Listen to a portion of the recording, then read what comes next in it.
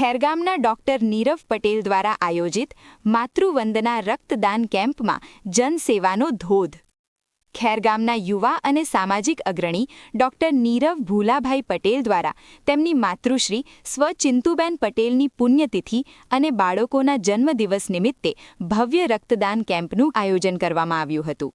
આ કાર્યક્રમમાં તમામ ધર્મ અને જ્ઞાતિના લોકોએ એકતાના દર્શન કરાવ્યા હતા.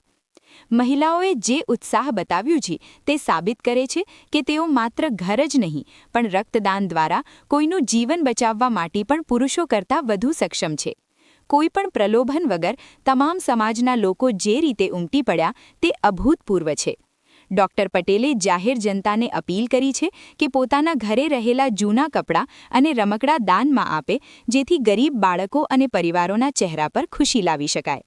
આ પ્રસંગે રાજકીય અને સામાજિક ક્ષેત્રના અગ્રણીઓએ ઉપસ્થિત રહી ડોક્ટર નીરવ પટેલના આ સેવાકીય કાર્યને બિરદાવ્યું હતું.